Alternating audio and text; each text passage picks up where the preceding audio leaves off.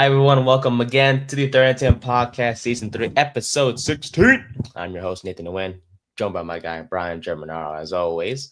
Brian, what's up, my guy? How you doing? I'm doing well. It's Thursday. That's all It I is. got for you today. It's Thursday. Okay. Just All right. chilling. Weekend's Keep it short almost and here. sweet. Short and sweet. I like it. Usually you always have something for me. hmm But ain't nothing wrong with, keeping it simple. Yeah. Um, yeah, almost a weekend, unfortunately. Still the middle of the work week for me. Got a few days before I have my next day off on Monday. Mm. Well, Um, so you're the opposite of everyone else. Everyone else hates Mondays, but you're like, let's go Monday. oh yeah, everyone's like, I have to go back to work on Monday. Everyone's I'm like, like, this yes. weirdo. You're like, yeah, screw you guys. Yeah, this is my off day, so screw off. Nah, it's cool. I mean, work has been kind of quiet. It's not Recently. a busy time for sports Exactly. betting right now. Like Exactly. you had the potentially last game of the finals tonight. Stanley Yes. Cup's over, so like you only got baseball and WNBA. I So you literally been, I've literally been hoping that the finals ended earlier than it is right now, because if obviously if it ended in a sweep or ended in 4 games, we wouldn't have any people Mhm. chime in about it. But it's fine. It could end tonight, which would be great.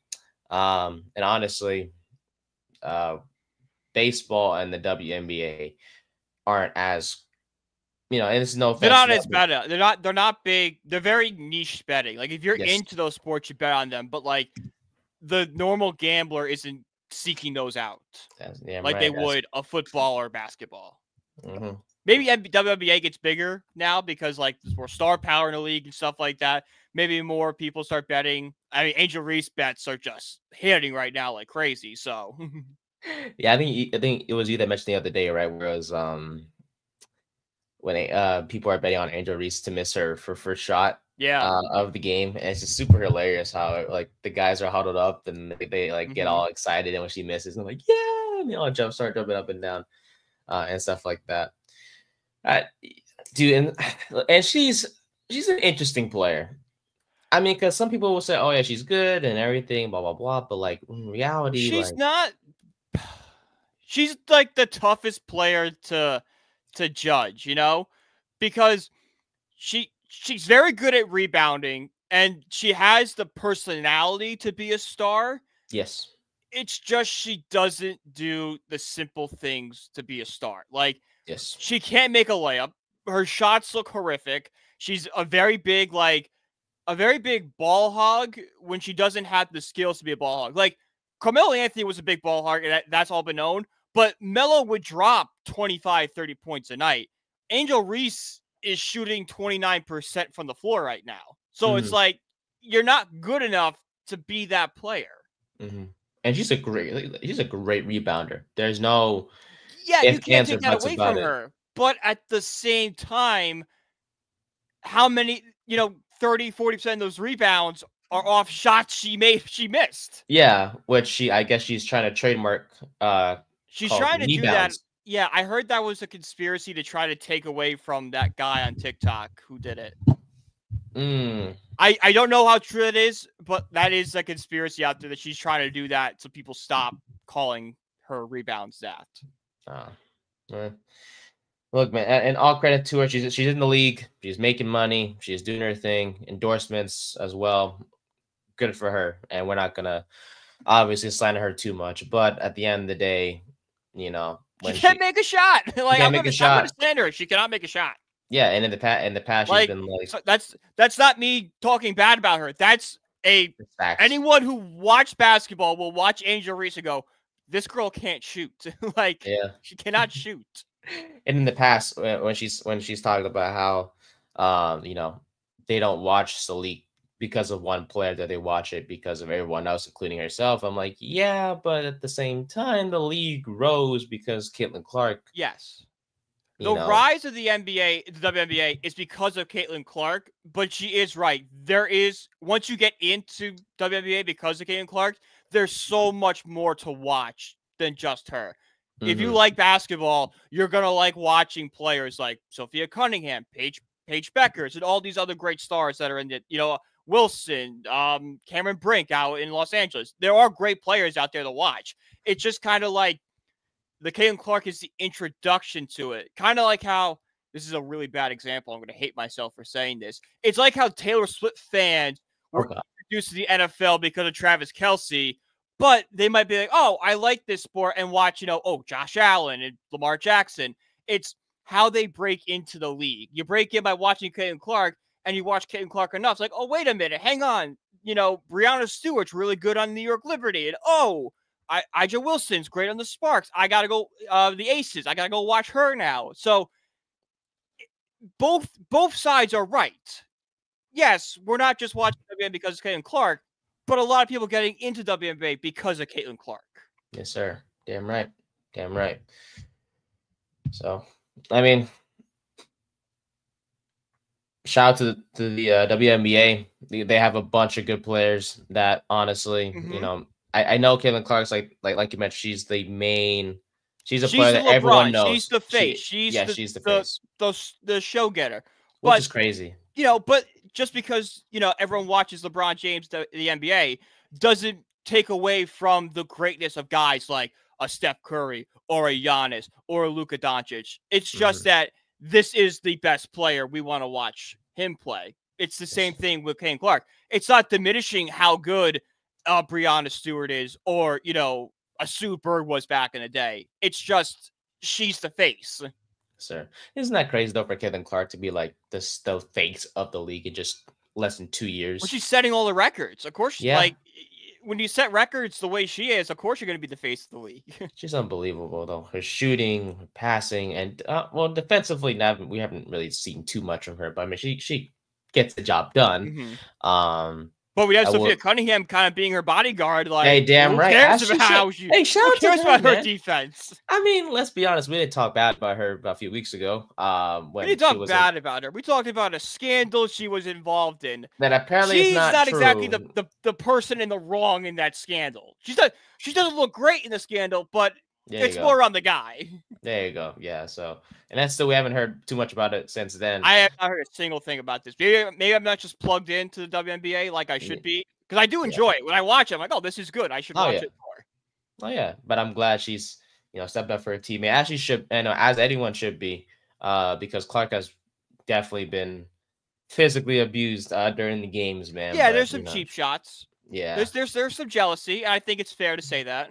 I'm like, when you say that, I'm like, all right, just be better than at this point, because it's like, well, I understand where the jealousy is coming from, because like she's just so big, and it's like, well, I want to be that person, but you get to be that instead of challenging that energy into I'm gonna stop Caitlin Clark and hurt her. Channel it into I'm gonna get better than her. I'm gonna go out there and put 30 on her. I'm going to outscore her. I'm going to beat her in playoff series. That's how you overcome Caitlin Clark, not what the pettiness that's going on right now. Don't try to hurt the person. Like, don't try to like little cheap shot be like, oh, I didn't do anything. Like, come on, bro. We know what you're doing, and let's be honest, you're not as big as Clark, so it's just like, just better your game as best you can and see where that takes you.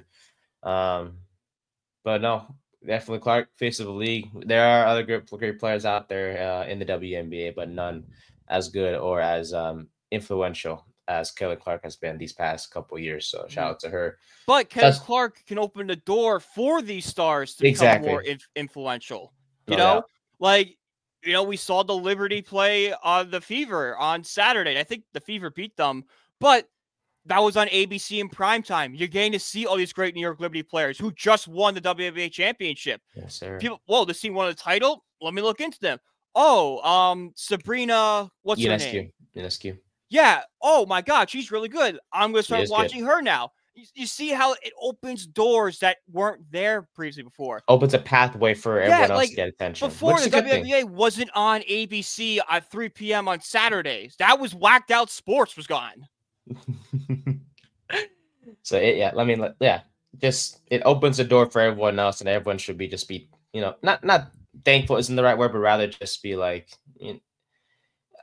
well, maybe for lack of a better term, thankful is the right word, because, or is it? I don't know, because it just thankful is the term you're using is right. Thankful, but like you don't want to bow down to Caitlin Clark. She still is a opponent that you want to beat. just maybe thankful for the contribution she's done for the game, while realizing at the same time there are other good players out there. Yes, sir. Miska had a hell of a performance so on Saturday. I watched that game a little bit, but yeah, I think Clark had three pointers in 36 seconds, which is absolutely insane. Yeah. That's like Steph Curry type stuff. Mm-hmm. But yeah, yeah, Fever though, they're still, I think, in the bottom of the standing, so hopefully they can escape out of it. I mean, they obviously didn't have Clark for like nearly a month, so hopefully with Clark back, they can escape from the cellar and make their way into the playoff picture. But still plenty of time before the season ends, anyways. So Yeah. But yeah, that was actually the most we talked about the WNBA in quite some time. So. Shout out to us. But yeah, today's show is gonna be a fun one. We'll talk about Jaire Alexander. So football talk is back after a hiatus on Tuesday. But yeah, Jaire Alexander headed to the Baltimore Ravens. We'll talk about the impact of what that has on the defense because they surely could use him. And shout out to Lamar Jackson for calling out his GM to go get him. Literally 24 hours after he did that, they signed him. So shout out to Lamar. And then we'll talk about, we'll have our draft of the week, which is building the best starting 22 NFL lineup. But we can only get we can only have one player per team. So we can't, like, for example, if you draft this Saquon Barkley and AJ Brown is still on the board, you can't take him still because he's on the same team as Saquon being on the Eagles. So that'll be fun. A bit challenging. And it's strategy, because yes. it's like, do you want to draft Joe Burrow but now you're out on all their receivers? Damn so like, right. do you pick, I don't know, maybe you kind of step back on quarterback because there's a really good quarterback on a weaker team, so then you can address other issues as well. So it'll be a bit of a challenge, but still fun at the same time. So looking forward to that. I will talk about the Mets, who unfortunately a little bit of a rough start to the series against Atlanta, but we'll get your thoughts on that, my friend. We're gonna talk about Atlanta. And then we'll talk about the Lakers being sold, which was a bit of a shocker yesterday, but it's gonna be beneficial for the team in the future. And then we'll talk about the NHL as the season concluded on Tuesday. Shout out Florida. Yeah, someone had their prediction right, my friend. I don't have the clip of it from the Super Show, but shout out to you, my friend, for getting that prediction right in terms of who won the final and how many games they won the final in. So, all righty. Only person that predicted Florida, by the way. Everyone else in that panel picked it. Really? I was the only one who picked Florida. Everyone else picked Edmonton. Jeez. I mean, I know everyone wants to see a different winner, but hey, you just gotta. It's more fun. Okay, here's actually, you know what? I remember now what I was gonna lead the show with off. Do you know that this, shout out to part of my take for this one, that an American team has won the Grey Cup more recently than a Canadian NHL team has won the Stanley Cup? What's the Grey Cup again? The Grey Cup is the Canadian Football League Super Bowl. Bruh. Yes, the Baltimore, I forgot what they're called, but a team from Baltimore won it in 1995. The last Stanley Cup to go to Canada was the Montreal Canadiens in 1993. Jeez. Nice. So remember when Canada was booing our anthem? Yeah. Win a Stanley Cup first. Win a Stanley Cup. Win a Stanley Cup and we'll talk. You literally have, what, 3 teams, right, from Canada? 7. That's and 7. It's their sport. You literally have 7 chances. You have whatever. Okay, yeah, Canada. I mean, we love Canada. We do. They're. Shout out to our neighbors to the north. Get better at hockey. Yeah, let's be honest. Yeah. Because the longer it goes, the funnier and funnier it gets. I'm rooting for 40.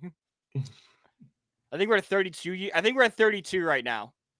Oh, so 32 years without a Stanley Cup in Canada. Hey, U.S. teams, keep it rolling, boys. In our lifetime, a Canadian team has not won the Stanley Cup. How about that? I feel bad for Connor McDavid, low-key. He's going to be a Ranger next year, so he'll be fine. He's a free agent after next year. And the only place he'll go is either Edmonton. There's another spot. I think it's Edmonton, Toronto, or the Rangers. The only 3 teams he wants to sign with. So he's got one more season under contract, which is next year. Oh, So got him. this time next year, he'll be a free agent. So Come it's either, to this. they're like he wants to sign either resign with Edmonton, which is probably the most likely spot. I would say it's 70% he signs with Edmonton, 15 with Toronto, and 15 with the Rangers, if we're being honest. But, if you're the Rangers, you pitch them like, hey, you lost a couple Stanley Cups because you didn't have a goaltender. We have one of the best goaltenders in the league under contract. So you come to us, goaltending won't be an issue anymore for you. Yeah, your team won't be cycling through the two of them, during the finals. Yeah, we'll have one. We'll have one Yeah. and one good one. Damn right. So, yeah, we'll see what happens there. But yeah, Panthers, man, hell of a run, back to back. They'll be looking for the three-peat. They're the Chiefs of the NHL, if anything. It will. They hope their fate doesn't end up the same like the Chiefs, because the Chiefs, when they try to go for the three-peat, yeah, we know what happened. The Eagles. We don't need to talk about it.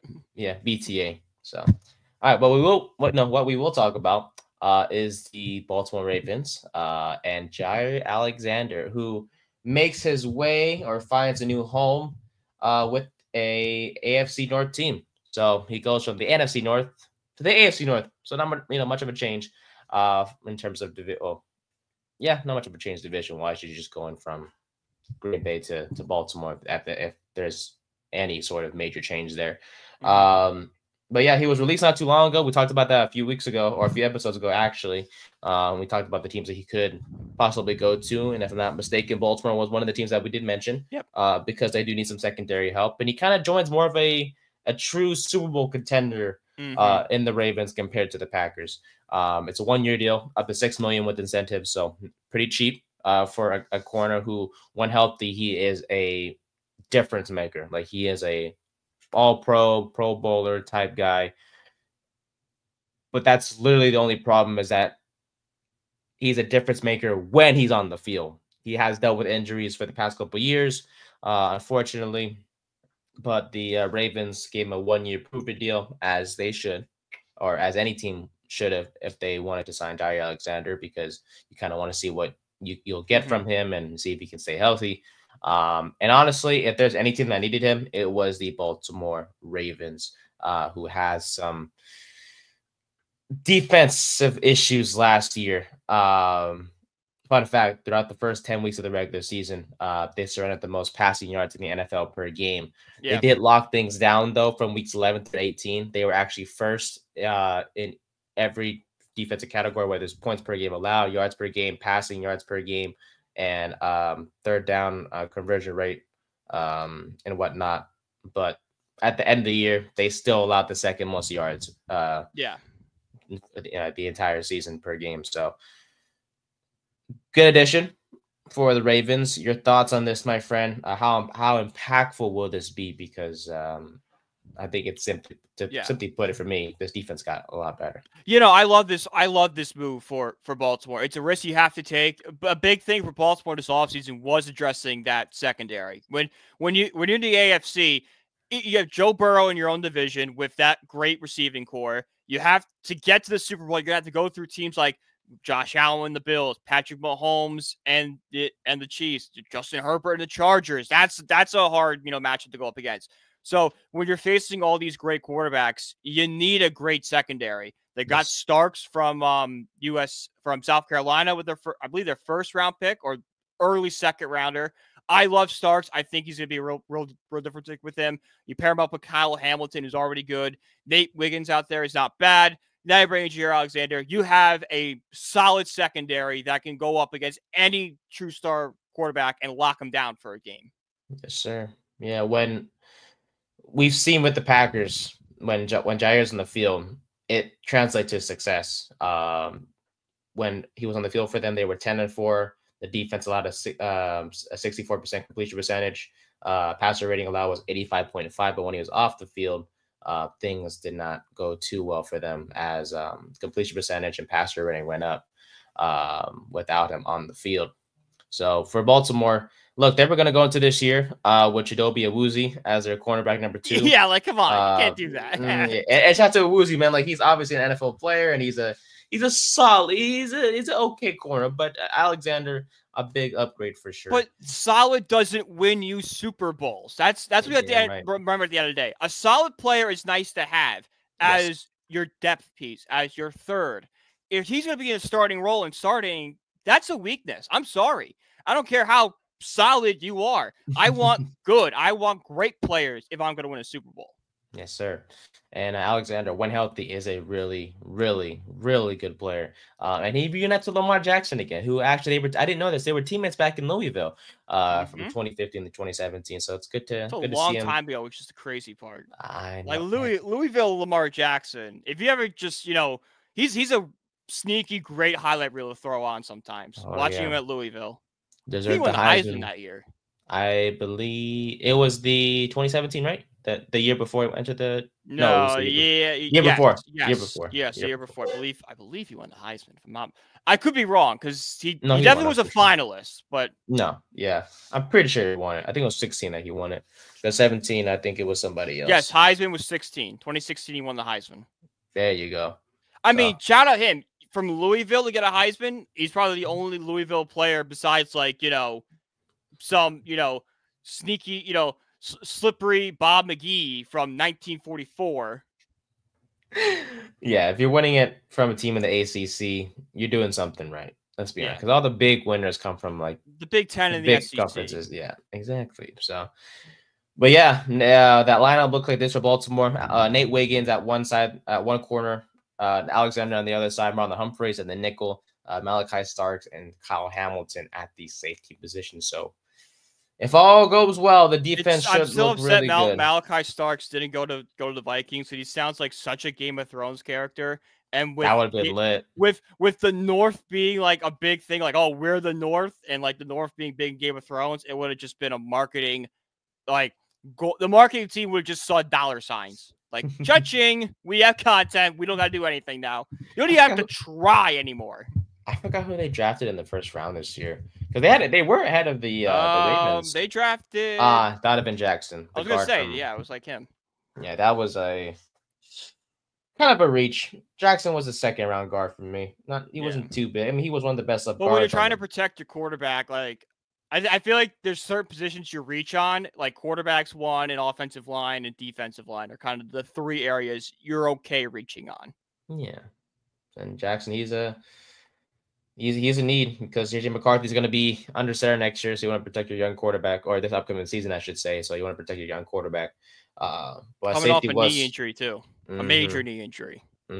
But secondary was kind of an issue for them too, because Harrison Smith's getting older, and their other safety, Theo Jackson's okay, but definitely. Drafting Starks was more a move for the long term because their secondary is decent, but it's just old is the problem. Yeah. They'll get the job done this year, but they'll probably address it next year. Yeah, but next year they have to address it. Yeah, no doubt. So, look, man, this is a good move for Baltimore. These past few years, it's when they made the playoffs and they lose, it's usually because of Lamar Jackson. But last year, you can't really blame Lamar too much because they were literally 2 points away from tying things up, and then Mark Andrews just had the butterfingers at the wrong time. So it's just bad luck for Baltimore. Hopefully this moves, really helps them get over the hump. But hey, that's just dependent on one, Alexander staying healthy, and two, just seeing how the rest of the defense looks like. Because last year was just such a mess to start the year. They were just horrific against the pass. But let's see if that hopefully changes when Alexander is on the field. So. All right. Yeah, that was just a small NFL headline that I wanted to discuss. And now we move forward to our draft, which is building the best starting 22 possible in the NFL. Like we mentioned at the beginning of the show, or towards in the beginning of the show. So we can only choose one player per NFL team. Kind of want to make a little bit of a challenge today. But it's going to be fun nonetheless. So just players from this current that are in the league right now. Yes. Maybe we'll do all-time players another day, but this time it will be players from who are in the league right now. So, all right, my friend. That Oh, coin. yes, I gotta get a coin, bro. I got a coin. Hang on. Yeah.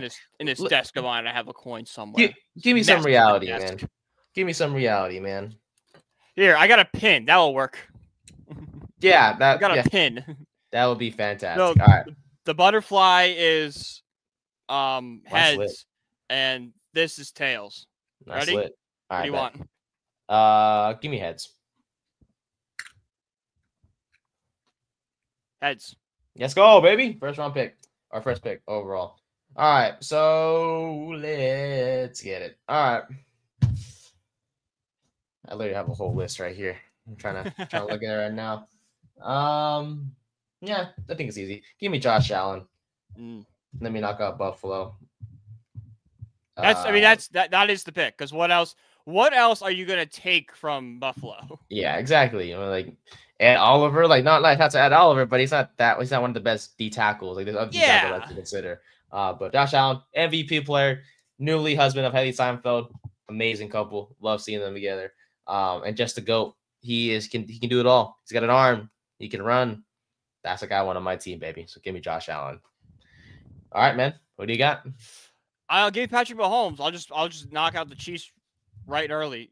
Similar, you know, Patrick Mahomes is the face of the league right now. He's won 5 straight Super Bowls, won 2.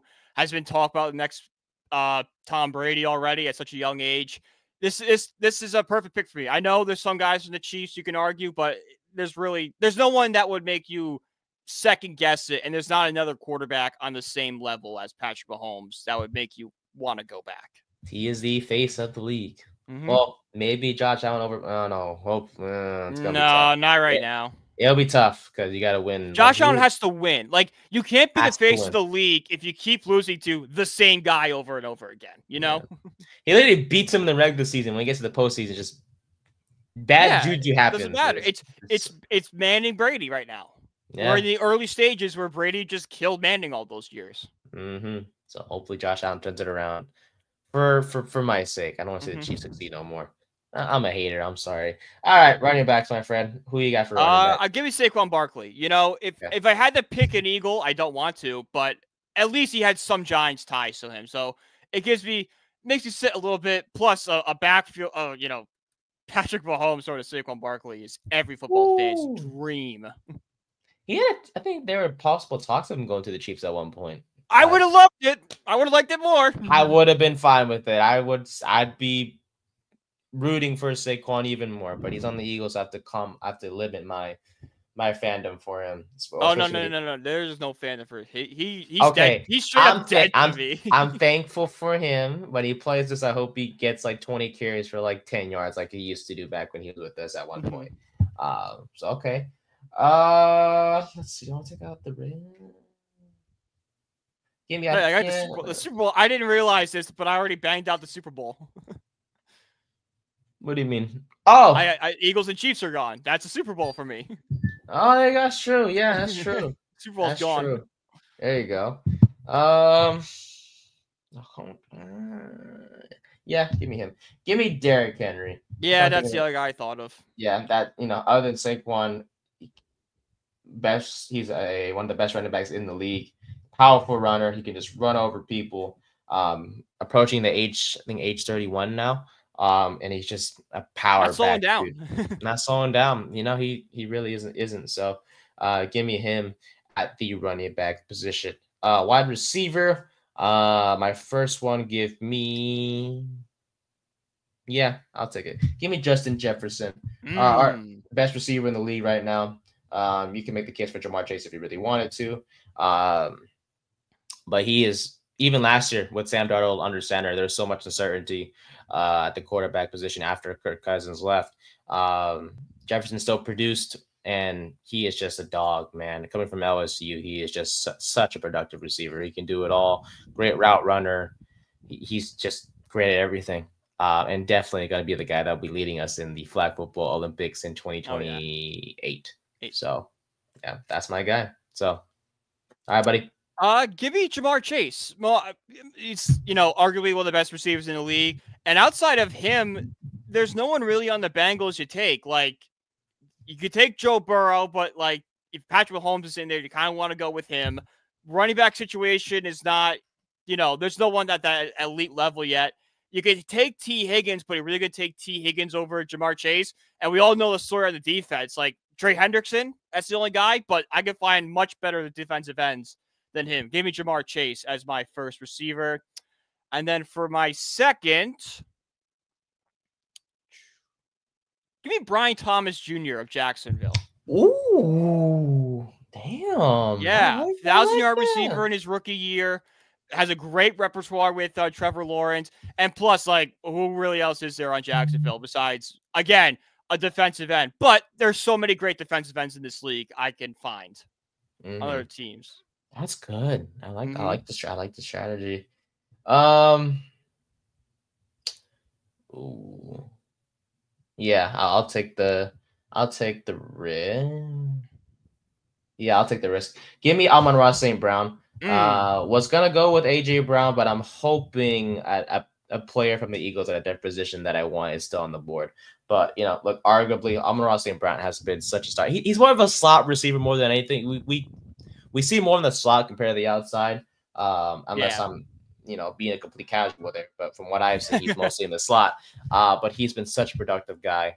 I wasn't he came out of nowhere, but rather just like there were so many guys taken ahead of him during his draft year, and he was more of a quiet guy coming out of college, but ever since joining the NFL and building chemistry with Jared Goff, he has been great. So give me Amon-Ra St. Brown as my second receiver. But yeah, he is a guy that you want to build your offense around. No doubt about it. Okay, tight end position. Yeah, let's have some fun, man. Give me Travis Kelce. Last year did struggle a little bit for sure. Wait, did you pick? We're doing 3 receivers or 2? Oh, 2. So because 11 guys on offense, 11 guys on defense. Okay. Just want to make sure. No worries. But yeah, Kelce, bit of a struggle last year for him.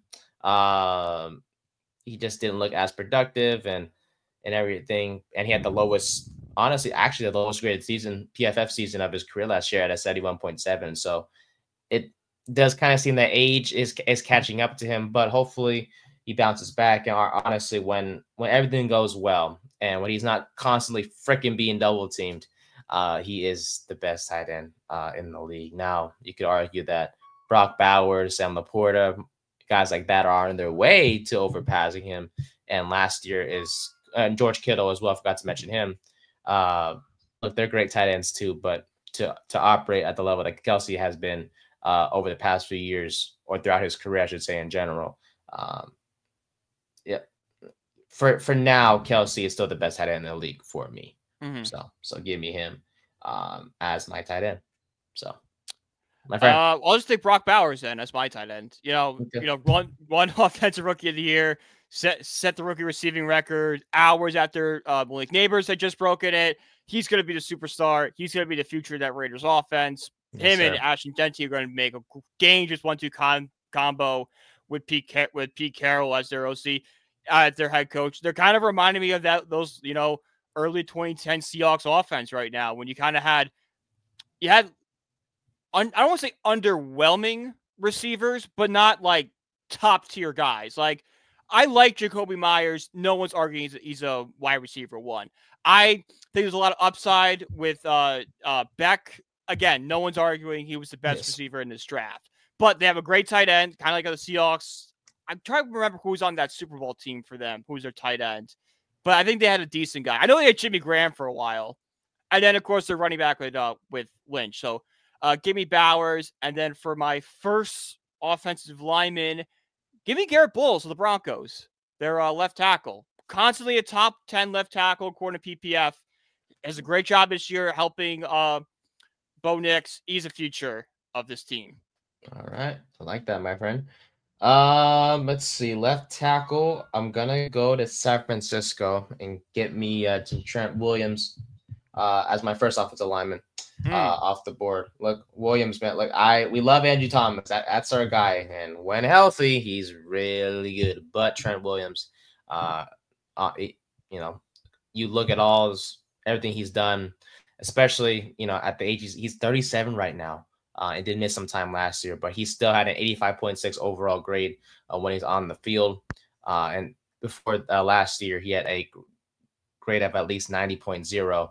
And yeah, he's been phenomenal. And SF really depends on him to lead that offensive line. So give me Trent Williams as my first offensive lineman off the board.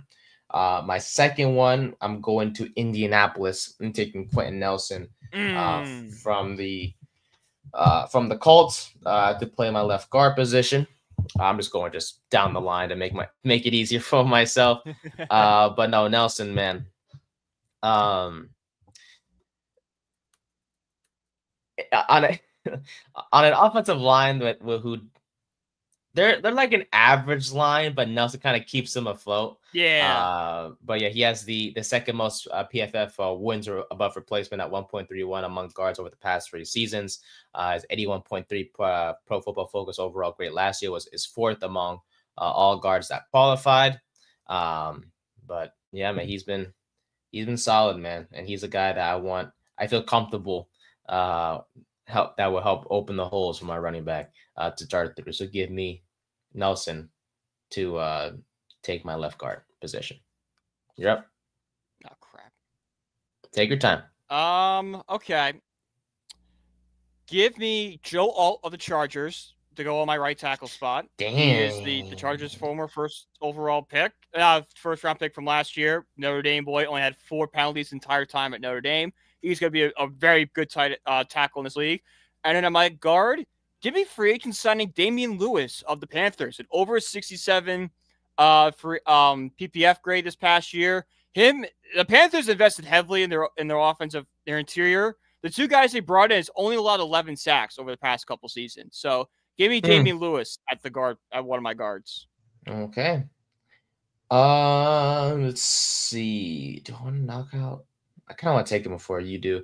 Give me Jordan Mailata of the Eagles at my right tackle position. Mailata, man, it's hella cool. A former rugby player, Australian. Yeah. I love it. He is the most complete lineman according to Pro Football Focus. Depending a lot on PFF today. From my research, but no, only 2 offensive tackles are earned Pro Football Focus grades above 90.0. And also only 2 tackles also had a run blocking grade above 90.0. And Mailata is the only one to achieve both of those feats. Had a overall grade of 95.2. He's been outstanding veteran for that Eagles offensive line. His time will end eventually, of course, especially they drafted a couple of linemen this past year. But Mailata, man, he's a dog.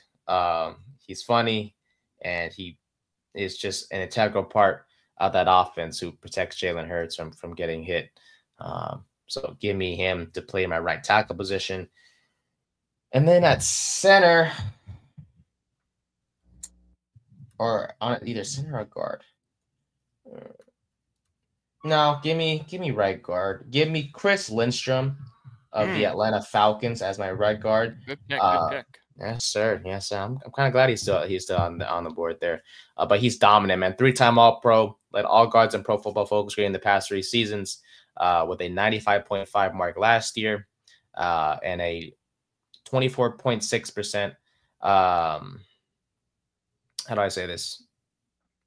He's had a positive grade on 24.6 of his run blocking snaps over the past 3 years, which is really, really good. So give me Lindstrom. You're Love it. So I'm gonna grab my center right now. Give me Eric McCoy of the New Orleans Saints. Had a groin injury, so he didn't see much of the field to start the year. But when he was on the field, he put up a 94.4 Pro Football Focus grade last year. That's a guy I want manning my center. And plus, who else on the Saints are you really going to take right now? Like, they're an absolute mess. And then for my other guard, give me Tyler Smith of the Dallas Cowboys. I feel like, if we're drafting linemen, you have to grab a lineman for the Cowboys. If there's one thing that senile Jerry Jones knows how to do, it's to pick offensive linemen. Like, Dave Gettleman should have been on the phone with Jerry Jones, been like, "How do you get them hog mollies on your line?" I remember when back in 2016, like when all the political stuff started happening and Trump said to build the wall. It was NFL memes on Instagram posted like, "Here's the proposal of Trump's wall," and it was just a Dallas Cowboys offensive line. I'm like, that's so stupid but funny. It makes sense. It does make sense. But yeah, alrighty. I think that wraps up your offensive line, right? That was my offense. I got my offense. Okay, and then we brought on the defense now. So are you first pick for defense, or no? I picked both. I picked Eric McCoy and Tyler Smith for my last two picks. So you're on. Gotcha. Okay.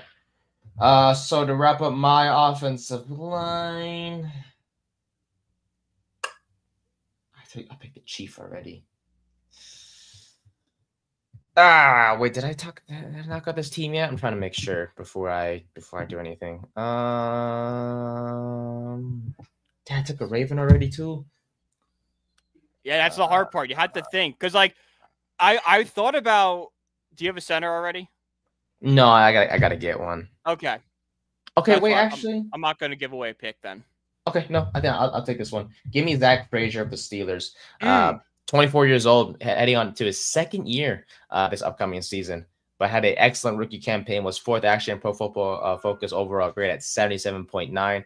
All around a great offensive lineman, good pass protector, great run blocker.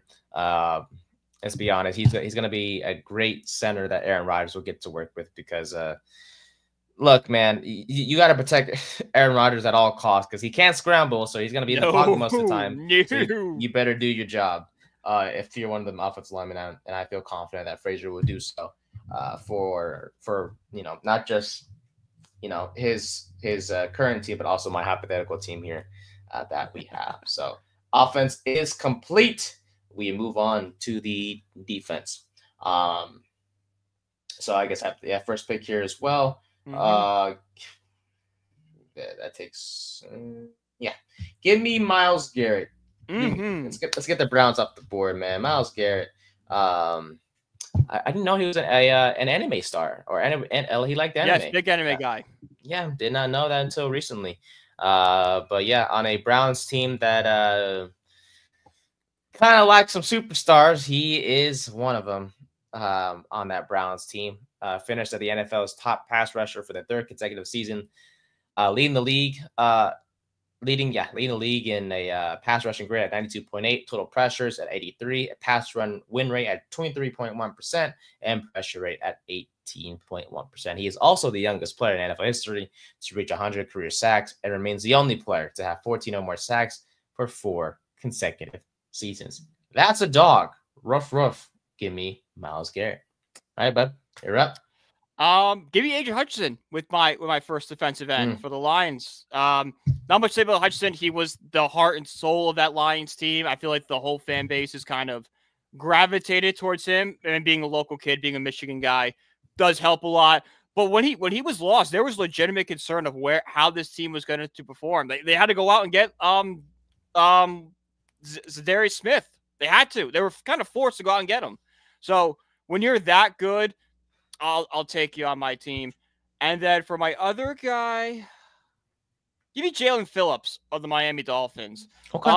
He was elite in 2022 and 2023, had an Achilles injury, but still had a really good defensive run grade last year of 77.4, and that bangs out the Miami Dolphins for me. Okay. Well, he's still on there. Yeah. Okay. Yeah. Give me Michael Parsons. I didn't take a Dallas player, apparently. I thought I did already, but I guess I did not. Yeah. I'll give me Michael Parsons. That's my other edge rush. Woo, I like that. Michael Parsons missed 4 games last year, unfortunately, but still recorded 70 pressures for the 4th straight season. Talk about pass rush win percentage. He was second behind Myles Garrett at 20.2%. Look, since he's entered the league, man, offensive linemen have had nightmares of guarding this guy or having to deal with this guy. Each of his 4 seasons in the NFL, Parsons has earned at least a pass rush grade at 91.6.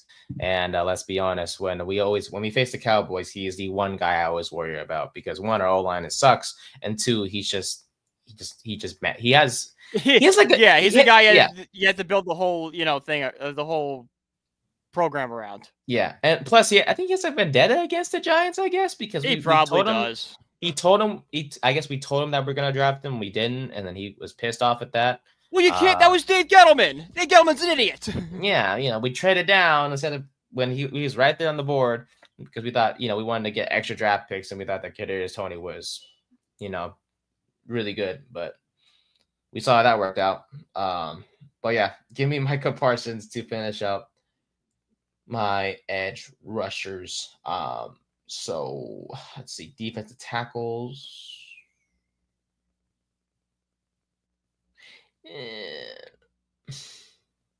Nah, I think. Oh, I'm trying to think.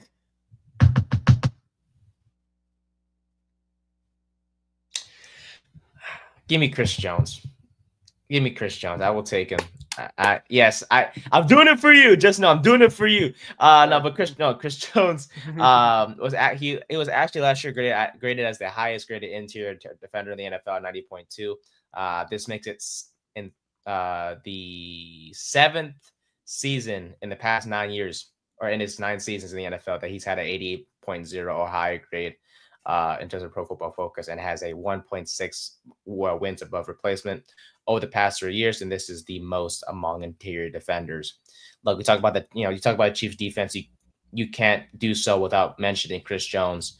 Of course, he is getting older, but no doubt he is one of, not the best D tackles in the NFL. But, as Giants fans, we do beg to disagree there. So that does open the door for you, my friend. Will you be taking a Giants sexy player? Dexy? What are we doing here? Yeah. Sexy Dexy. I mean, I know he was banged up last year. He's been banged up, but when he is on the field, he is one of the best.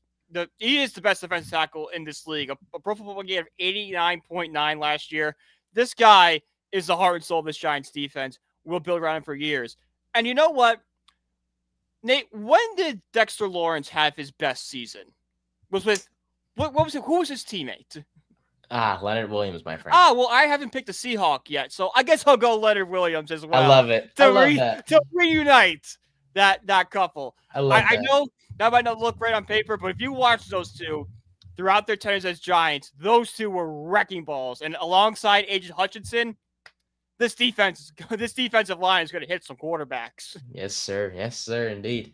So I have to go back. It's fine anyways, because I can't take any players that you've taken already. Mm-hmm. I took a Chief already earlier with Travis Kelce, so Chris Jones. See, that's where the confusion kind of kicks in, because I can't take another Chief.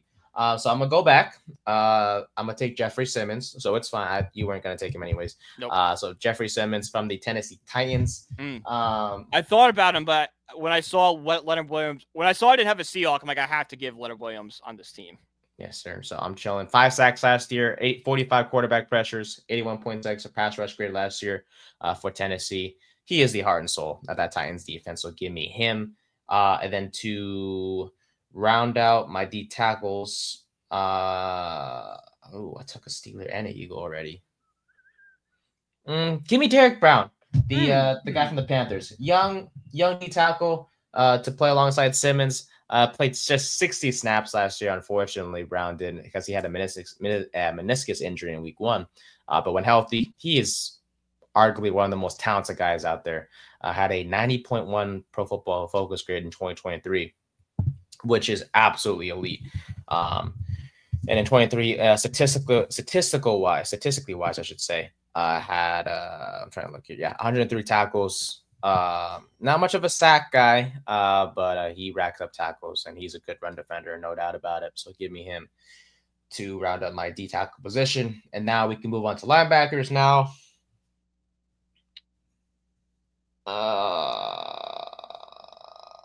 Give me I took a Niner already and an Eagle. Did I take a Commander too? I did not. No, that's fine. Give me Bobby Okereke. To interesting. Yeah, and there's any Giant I'm taking, it's him. Okereke. Hey, honestly, probably the best linebacker the Giants have had in quite some time. Yeah, a while. Bit of an off. John Beasley was our best linebacker for a while. I know. Anyway, he was pretty good for that. He wasn't bad. He wasn't bad, but like I don't want him being my star linebacker. No doubt. But okay, yeah. Okereke kind of had it kind of seemed like he had an off year last year in Shane Bowen's system. But no, despite the fact that he also dealt with a herniated disc that ended the season early for him, he still finished with the 12th highest Pro Football Focus grade at 74.9. And he's consistent, man. He is a tackling freaking machine. Not just, and he was like that with the Colts, and he was also the same with the Giants. Had 149 of them in 2023, and then in 24, had 93 tackles himself. So if the season didn't end early, he would have eclipsed the 100 tackle mark, no doubt. But he is definitely one of the key pieces for that Giants defense who looks to turn things around here in 2025. So that is my first linebacker pick. My friend, you are up on the clock. Give me TJ Watt. Hell yeah. Wait, Watt's an edge / linebacker. On ESPN, he's a linebacker. Oh, you son of a... It counts. He's a linebacker on ESPN. I think let's look him up. I believe you. No, I believe you. I thought of him as more of an edge, but I see where you're going with it. According to Wikipedia, TJ Watt is a professional football linebacker for the Pittsburgh Steelers.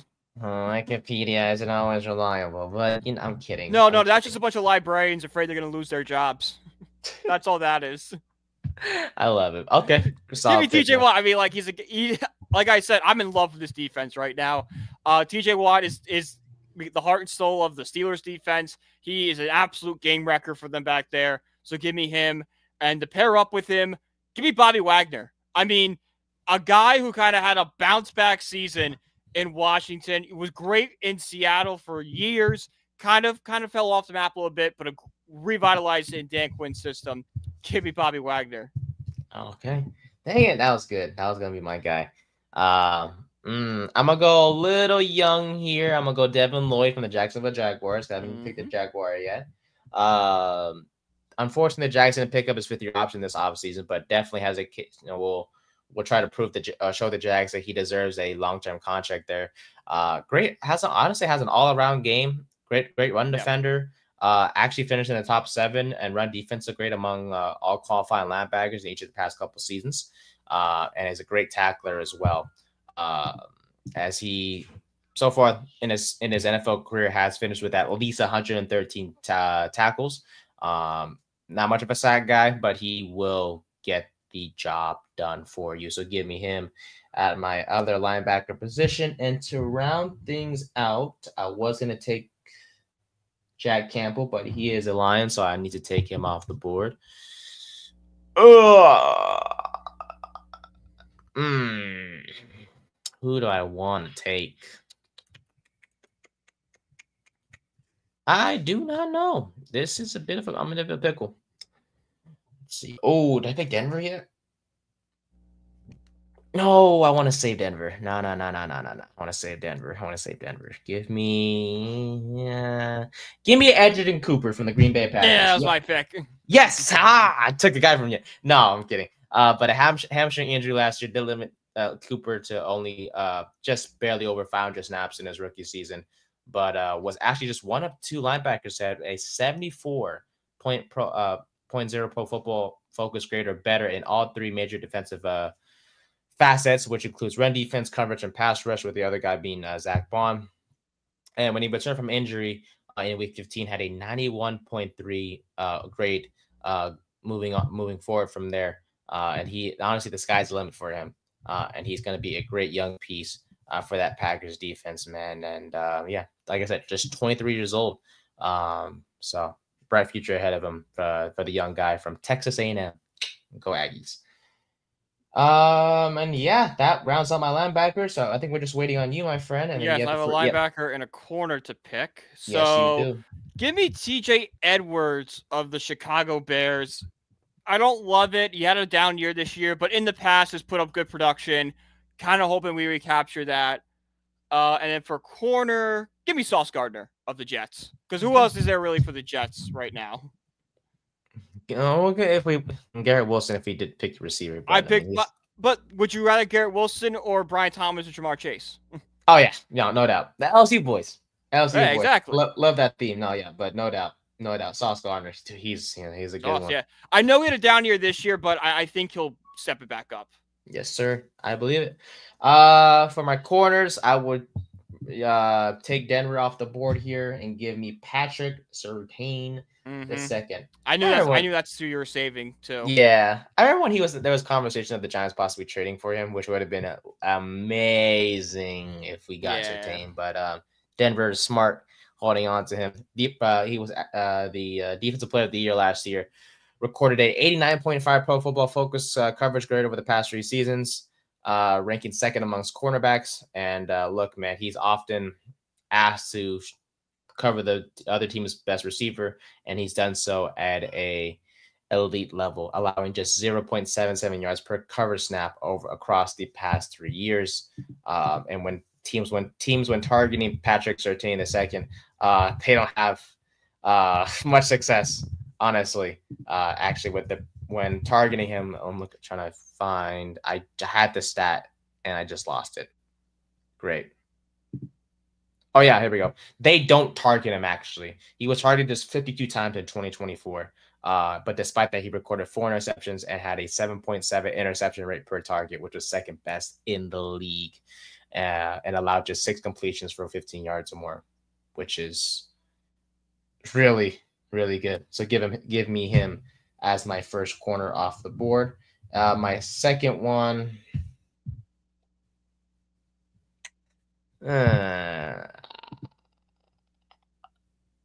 Yeah, give me. I think I picked a Houston player yet.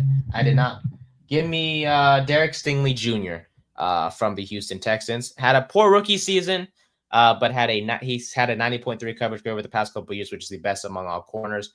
He's a guy I like. He's a high risk, high reward type of guy. So it can be beneficial at times, and it will hurt you during other times as well. But his total interceptions over the past couple of seasons shows that he is a ball hawk. So give me Stingley Jr. pair up opposite of my guy Surtain II. You're up. You took my guy again. That's I'm not gonna lie. I apologize. No, you're good. Give me Christian Bedford of the Buffalo Bills. I know the Bills secondary is not the best in the world, but he's always been a lone bright spot for them. A big coverage guy, glued to his receivers. Allowed just 76 yards per snap when he's in coverage, and he's only missed 3 tackles since 2023. Like this is a really solid player who is kind of on a bad. His value's brought down because his entire group is horrific. And then at safety, give me maybe one of my favorite Notre Dame players of all time. I was saving the Ravens for him. Give me Kyle Hamilton. Yay! Hell yeah! I like that. Let's go. He's versatile too. Oh my god! Free safety, box, slot corner, all the things. Love it. All right. Well, I didn't take a buck yet, so give me Antoine Winfield Jr. from the Tampa Bay Buccaneers. Look, I know Hamilton, arguably beat the best safety in the league. Honestly, Winfield is a close second in my opinion. He did struggle with injuries though last year, and he played a career low 601 snaps. And he wasn't a great tackler last year. He did miss quite a few tackles. But his career body of work keeps him up there as one of the best safeties in the league. Was the highest graded safety in 23 at 90.7. Has not had a run defense grade below 85 before the 2024 season. So last year, and he's still young. I think he's 26 years old. So give me him as my first safety, and then my second one. Did I take a Charger? I did not. I knew I should have said Green Bay for this. I would have taken McKinney, but I can't anymore. Dang it, man! I hate this game sometimes, or a little bit. No, but give me Derwin James Jr. Man, Florida State product. Had his best. He kind of bounced back after 2023 season. Had an 80.8 Pro Football Focus grade in last year, which was his highest since 2019. Had an 87 run defense grade, which is good for top 5 at his position. 73 tackles last year. 6 sacks, which is the best out of all players at his position, and I was also second also in total pressures at 15. So give me him at my other safety position. So, all right, my friend, you're up. Well, you might have picked a Packer, but I haven't. So give me Xavier McKinney. Yay, former Giant. This guy had an unbelievable year. I mean, he was good with the Giants, not this good with the Packers. I think he finished with double-digit interceptions. It was very, very close. There was a time we felt like get interception every single game. A 90.2 Pro Football coverage. And he only allowed a 56.4 passer rating, the third best in the NFL last year. So give me Mr. McKinney.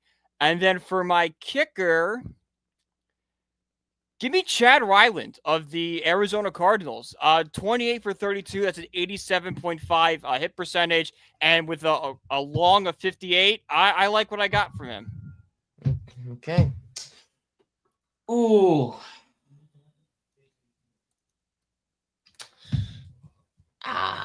This is tough. Damn. Okay, hold on. I have to go. This is terrible, but I have to go through the kickers that exist here in the NFL because I'm looking at the teams I've taken and I'm not sure. Take Cowboy already. I did. In Miami.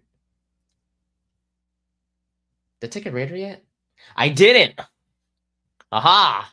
Give me Daniel Carlson from the Las Vegas Raiders. I did have a bit of a down year last year with had an 85.0 field goal made percentage, which was actually 8th worst. But in his career, he's been solid, man. So give me him. He's been consistent for the Raiders. Let's be honest. He is 30, so he still has I'm just making up crap at this point. I have nothing to say about a freaking kicker. All I know is Carlson's consistent. Give me Carlson because I didn't take a Raider yet, so give me him. Are we taking punters too? Because I got a punter. Mother fudger. Give me oh my god, give me a freaking punter. This is terrible. Did I take a Patriot yet? Give me Brian Behringer. He had a 40. That was my guy. Oh no, his name is Bryce actually. Oh, I was looking at Bryce Behringer. I don't deserve him. I can't even say his name. I can't. I'm Brian. Yeah, you are. I don't deserve a punter if I can't say his name correctly. But Behringer had 49.8 yards per punt last year, which is 4th best in the NFL. Yeah, just give me a punter. Who do you have? Do I not have a Brown yet? No, I don't. Okay, give me Corey Bojerquist. Average punt of 49.4 last year, a long of 73. He's got a boot. Keep it simple, right, my friend? Keep it simple. There we go. Just kick the ball in the end zone. Exactly. Either kick or just kick it inside the 20. That's all you gotta do. Pretty much. And kickers just make your kicks. That's literally all you gotta do. But alrighty, my friend. That wraps up our draft here. That was fun. Bit of a challenge for sure, but glad that we got through it. So, all right, my friend. We gotta know. Mets. Ugh. What's going on? Talk about them. Yeah, no. The Mets are in their first really bad streak of the season. I know we've talked about bad streaks before, but the team was always 500. This is their first, believe it's their first 5-game losing streak since May 20th through 25 of last season. Pitching's not been great, but the worst part about it is they gave away that game on Monday night against the Braves. It was 4-1 in the bottom of the 8th inning. You could make the argument David Peterson should have gone out there or not. I probably would have set him out there. I probably would have started with Reed Garrett, but that's Carlos Mendoza. Peterson was dealing, so I get the move. It's just you're bringing in Reed Garrett in a really tough spot. The bases, I believe there's a runner on 2nd and 3rd, and he put a runner on 1st. That's a tough spot for any pitcher to come out into. And he almost pitched out of it. He had 2 outs And Marcell Ozuna down to 1 strike, and Ozuna just made great contact for a bases clearing double, which tied the game up. Mets offense can't get it going in the 9th inning, can't drive that runner in the 10th. And when you don't drive the runner in the 10th, you pretty much put it on a tee for the other team to win. They can just do a bunt, sac fly, ball game. That's basically what happened. But the worst part about that is that yesterday was kind of a scheduled loss. We had Paul Blackburn on the mound. He's got an ERA of 6 right now. Paul Blackburn was brought in to do exactly this: be the spot starter, be depth, be a big league arm. But he's not a guy that can continue to go with the rotation. Thankfully, that was probably his last, God willing, his last start as a Met, as Frankie Montas, who has been atrocious in his rehab starts, is coming back. But hey, you know what? Luis Angel Acuna was bad in AAA last year. Maybe he's just struggling with rehabs and just find something in the big leagues. Sean Manaea is also on his way back, so we won't see much of Paul Blackburn unless got more injuries, spot starts here and there. So we are getting healthier. That hurts. But I wasn't expecting us to win yesterday because of Paul Blackburn. It just makes it worse when you give away a game like that to the Braves. And for whatever reason, the Mets just cannot beat the Atlanta Braves in Atlanta. Like, they talk about the broadcasts, the 1998 NLCS, the 2022 series. We just had to win 1 game in Atlanta, ended up getting swept. There's a ton of other instances for Chipper Jones just killing us, Freddie Freeman killing us for years. For some reason, the Mets are cursed in Atlanta. Like, the only good spot we've ever had in Atlanta was the Lindor home run last year, which is what makes that moment so special. Is it came in a spot where we always lose. We would always strike out in that situation. That we blew that lead. Yeah, that's the Mets special to blow leads to Atlanta. So I don't know if we need to bring in scientists, witch doctors, anything to try to change, because there's something weird going on in Atlanta. And for some reason, this Mets franchise just cannot beat them. Now, going back to 2025 as a whole, am I concerned? No. A lot of Met fans saying the sky is falling. That is a bit over the top. Is this a bad stretch? Yes. Are there concerns to be brought up? Yes. The pitching has not been as stellar as it once was. It definitely has taken a step back. Bullpen, we probably need another arm out there. Maybe need another impact bat at the deadline. But here's the thing. This is still a really good baseball team. This is a team that's in first place. They're 45-30. They're, I know they had a 5-point lead. It's gone. Guys, it's June 19th. Okay? We weren't in the playoff spot June last year. We went to the NLCS. We're a good baseball team. We have some problems to fix. Don't get me wrong. We have to win today in Atlanta because I don't want us getting swept and having, back-to-back sweeps going into a big series against the Phillies in their home ballpark. So we got Clay Holmes on the mound tonight. Hopefully we can generate some offense. Hopefully get more of what we saw in the first 7 innings of game 1 than what the last, 11 to 12 innings have been. But there is concern right now. I'm not going to sit here and say everything's sunshine and rainbows and this is a fluke. No, there are generally concerns. This team is cold. This team is not hitting. It's not pitching. But it's okay. It's a marathon, not a sprint. We're in it's peaks and valleys. We're in the valley right now. But if Clay Holmes goes out tonight and shoves, we could go right back up to the peak. All it takes is 1 game to bounce back. That's all it takes. All it takes is 1 game. And has it been rough? Yes. Are there big issues? Yes. I wasn't big on getting a starter at the deadline before. I'm really big on getting a starter now. I think that's a must. I'm not telling you to go out and get Sandy Alcantara. I'm not telling you to go out and get one of the aces, but bring in a mid-rotation guy, someone, I don't even know who the mid-rotation guys available are right now. Because, you don't want anyone from the Rockies. The Orioles have nothing. No. You want Severino back? No, not really. Hey, listen, he hasn't been that bad. He's been really good on the road. It just feels like we're just living off last year. I want something different, I mean, Severino's not a bad option to look at, and I wouldn't hate Severino. It just wouldn't be my first choice. I would want someone that has been consistently good, not up and down like Severino has had. Hey, I'm just saying, if he goes to the Mets, he would be good. It's not the worst. We've seen him last year. He was fine last year. He's pitched really well on the road this season. For some reason, just can't pitch in Sacramento, which it is a hitter's park, but bro, you have a 7 ERA and a 1 ERA on the road. what are we doing here? You know, because That's not even me being overly dramatic. Go look at his splits. I swear to God, it's a 70 ERA at home, like a 1 out on the road. It's the craziest splits I've ever seen in my life. Because Sutter Health Park just sucks.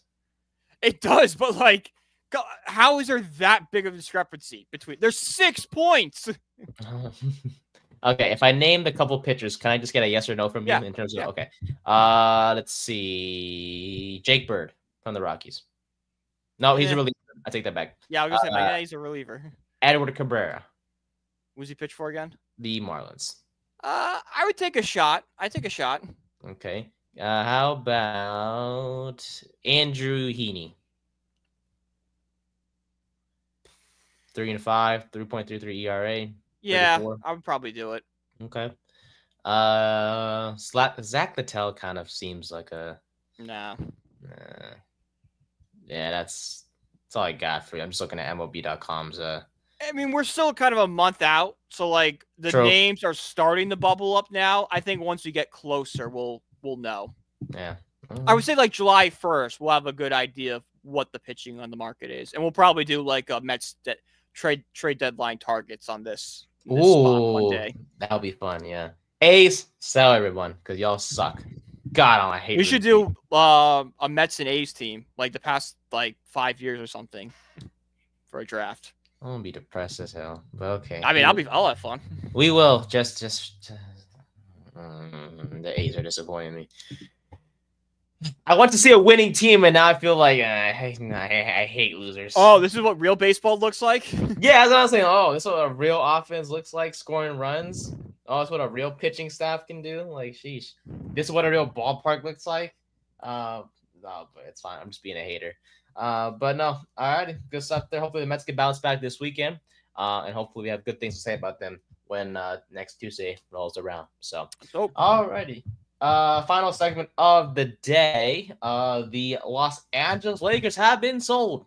Not the entire franchise. I was shocked by this. Me too. So the Buss family entered an agreement to sell its majority stake in the Lakers for approximately $10 billion to businessman Mark Walter. And you're probably wondering, who the heck's Mark Walter? Well, he also owns the Los Angeles Dodgers. Great. Heck yeah. That's great. So Walter is the primary owner of the Dodgers. This is also marks the largest sale of a U.S. pro sports franchise. This is they're going to get larger from here on out. Yeah, the Broncos got sold for $10 billion too. Like, no offense to the Broncos, they're not worth that much. Not worth that much, no sir. It's Denver, man. But like the Lakers, man. It's crazy because when the Buss family, when Jaire Buss acquired them in 1979, the franchise he got it for $67.5 million. Yeah. So definitely a big discrepancy. Well, that's like Tim Morrow buying the Giants for $500. Yes, sir. And now the Giants are at I way believe higher like value, $5 to $7 billion, somewhere in that range. We're a valuable franchise despite our losing. Well, we're historically franchised. We have 8 championships. You cannot tell the story of the NFL without talking about the Giants, no matter how bad they've been these past few years. Damn right. But yeah, so the Buss family gets to reap the benefits now 46 years later. Jeanie Buss will remain governor, and the Buss family will still own part of the franchise, but Walter now owns 75%. Wait. So the Buss family is still going to be running basketball operations? So Buss will remain governor. Pelinka will still remain president of operations still. But still good. So as we know, the Lakers, right, have been frugal in terms of, paying coaches or executives or kind of buying their way back into the draft and other things, that are important to a basketball organization. But with Walter now as the owner, this will change as they will now look to run as a big name franchise now rather than a family business. Now, this does open up the chance for the Lakers to spend more money than they usually do. Now, don't know how or what the plan is for the Lakers because obviously the season hasn't ended quite yet, so we haven't reached free agency or whatnot. But this should build confidence in a Lakers organization who, with LeBron approaching his last years here in the league, plus with Luka, entering his second year as a Laker, this does build confidence that the Lakers will get the pieces needed to build a team around Luka and LeBron for not just this upcoming season, but for years beyond that. So, yeah, just wanted to mention that real quick. I at first didn't understand why this was such a big deal, but I realized the guy that's buying them is the same guy that owns the Dodgers, who is the same guy that went out and built an amazing front office, helped sign players such as, Otani, of course, or Otani and whatnot. And so anything on that? I feel like I spoke about your gibberish. I thought the Buss family was going to take more of a backseat role in this. They are. It's a they are, but like they're still going to be governor and president. Like that concerns me a little bit because the kids don't have the best track record of hiring people. Yeah, but that's gonna be on Walter now. So that's better. So if that's good. If that's the case, then the Lakers are in good hands. I thought the way you described it, I'm like, wait a minute, is this just the Buss family just getting more money and just not spending their money? Like this is going to be a disaster. But yeah, it's so Walter he'll have some decisions to make though, because he is like I mentioned, the first new Lakers owner in 46 years.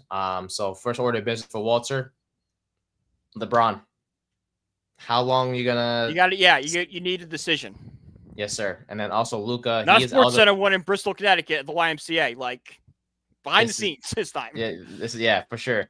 And also Luka Doncic, who he is 26 years old, so 15 years younger than LeBron, but he is eligible for a 4-year, $229 million extension in August. And without that, he can leave as a free agent in 2026.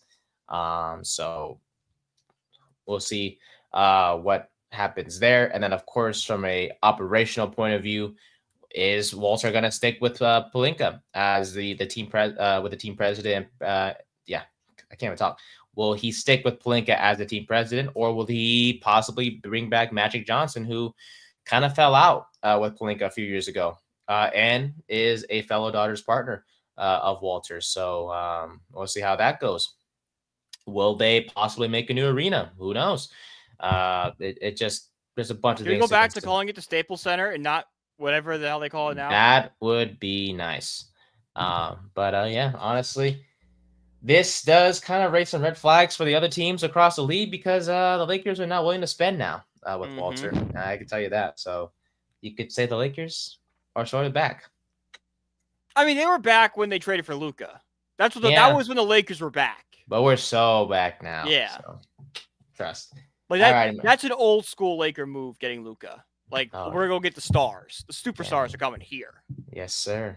And hopefully we can attract more of them. Especially when LeBron retires, that's going to open up even more cap space. But with LeBron on the team, we will figure things out.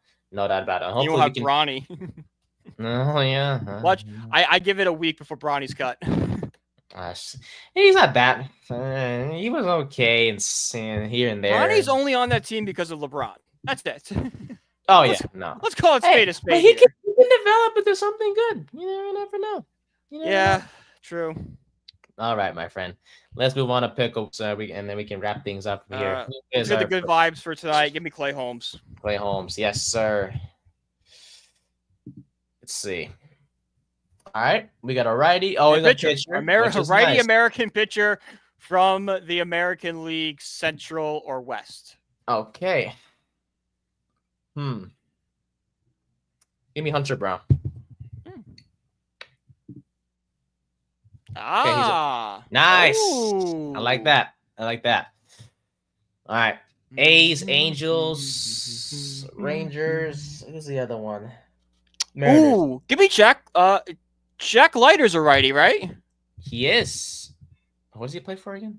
Rangers. I think this is it. Okay, 24. He's 24. Or 27. Yeah, 24 or 27. Oh, the Mariners got so much pitching. Hang on, this is probably a Mariners player. Either that. I kind of who do I want to use my guess on? Would Pickle torture us with an A's player today? Because I feel if it's an A's player, I feel like I know who it is. If you think you know, guess. Let me see. Is he of age? He's 27, but he's a lefty. What? That was a righty. Okay, that's definitely a Mariners player. It's Logan Gilbert, isn't it? He's not. He's 28. Oh. Brian Wu? That's what I thought. That'll do it. He's a Mariner. 25. I didn't look at it correctly. Yeah. Oh, no. Luis Castillo is too old. Yes. He's also undefined. Dominican. Undefined. Apparently, What do you mean undefined? What's that supposed to mean? He was born in the Hang on, no. What does undefined mean? Yeah, I don't know. What is that supposed to mean? He's Dominican. It says it right here. He was born in the middle of nowhere. Maybe he wasn't truly born in the Dominican. Why is his nationality undefined? That makes no sense. Hey, maybe he wasn't born in the Dominican Republic. Who knows? It says right here, but born in Dominican Republic. Actually, there is no early life. Oh, hang on, personal life. No, there you go. Oh, he enjoys fishing. Ah, interesting. Very nice. What do you mean undefined? That's messed up. Yeah. I need a minute. Do you got a guess? Mariners. No, I'm out. Ryan Wu, Luis Castillo, Logan Gilbert. There's a Ryan, I believe. Ryan? Oh, Ryan. Ryan on the Mariners is a pitcher. Yeah, Ryan Beals. Oh, he's a short second baseman. Never mind. Yes, sir. He fits everything else, and it's 25. There's a bunch of Ryans. God, there's so much good pitching. Why can't I think of them? It's not good. Beals gone. Gilbert, no. Brian Wu, no. We guessed him already. He's 25. Who's a Mariners starting pitcher? I know. We nailed the big ones. But I know we're missing one because the Mariners are known for their pitching. Like they have a good staff. I just can't think of it. They argue the best staff in the league. Well, the Mets are still the best pitchers. Right, but if you look at star power, it's the Mariners. Yeah. I think. Come on. You played the show, Nate. Oh! Wait, can I guess it? Yeah. Let's get out of here, bro. Woo! Yeah! I was like, I played the show recently. It has to be one of these guys. It's George Kirby. Yes! Let's go, Nate. I have struck again. Fan-freaking-tastic. All right. Well, that'll do it. This was a good episode. We had fun. It was a great one. Yeah. We talked about Alexander to the Ravens. Had a little draft. Talked some the Mets and then some Lakers being sold. Oh, and congrats to the Panthers. Yeah, I mean we kind of touched on them earlier in the beginning. Yeah, but shout out to them again. Yoo-hoo! Stanley Cup champs. Go USA. Yeah, Canada do better in hockey for your sake. Or don't. It's funny. Yeah, sure. It's funnier when you lose. Exactly. All right. Well, you guys can follow us on our social media. Thank you for your guys' support also with the clips that we released on YouTube. We appreciate it. Our most recent one is, I think, going to touch 1K soon. That was a Rafael Devers clip. So thank you to you guys for your support. And continue to follow us on social media. You can follow me at Nathan_Nguyen24. You can follow Brian at BrianPudy1016. You can follow our podcast page at 30 Pod on the Instagram, on the TikTok, on the YouTube, and also on the Twitter. On the Instagram. And also on the Twitter. Never gonna call X. And then you can find the other podcasts on the BAL Sports Network, as well as our amazing writers at Belly Up Sports at bellyupsports.com. Shout out to SeatGeek. Use the code BellyUpSports for $20 off your first order. Restrictions do apply. We'll see you guys back on Tuesday for another episode of the 10 Podcast. And we will talk more with you guys then. And I hope you guys have a great weekend or a great day whenever you're watching this. And we'll see you guys soon. Bye.